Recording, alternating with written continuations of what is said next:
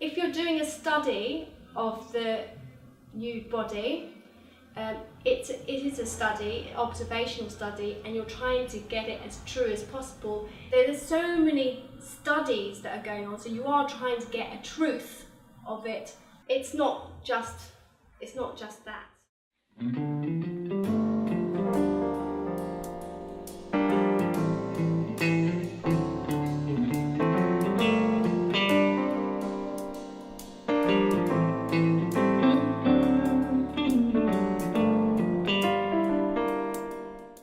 When you're looking at people, you tend to be a bit like, oh, I've noticed that person, they're like, they've caught my attention, and like, I think that's it, everyone has that.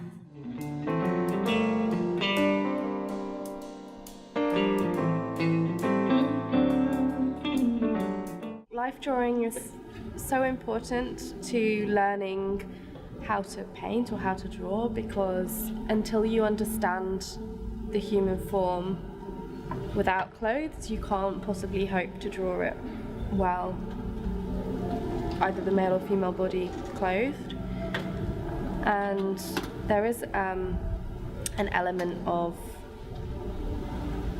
that sort of it being the sort of purest form, really, to be able to, there's a kind of vulnerability as well of drawing this person that's prepared to kind of show themselves to you in that way, for you to fully understand them as a physical being, I suppose. My work focuses on the reversal of the nude within classical art, how the man is shown as a strong, independent person who's encompassing the space, and the woman's always seen languid, laid in a bed.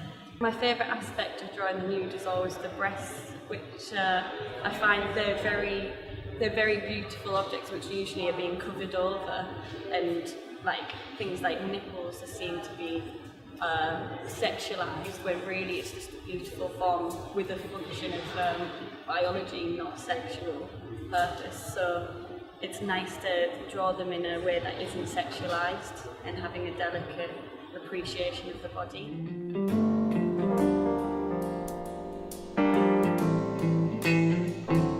To show truth, it makes people question why you need a reason to be what you are. And within my paintings, it's interesting to see if people notice that there's a gender reversal, or if they just accept it straight away. If like it's the truth of our like society now is that women can be dominant. It shouldn't be questioned, and whether that is accepted as we think it is within society.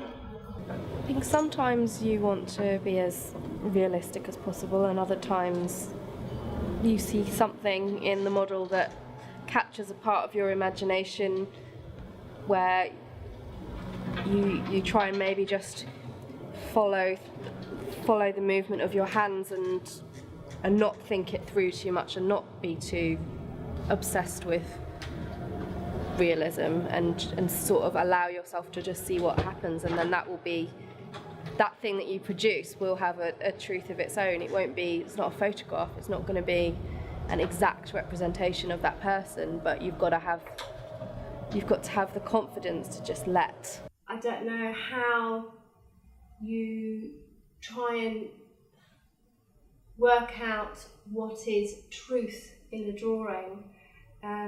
It is my truth, for sure.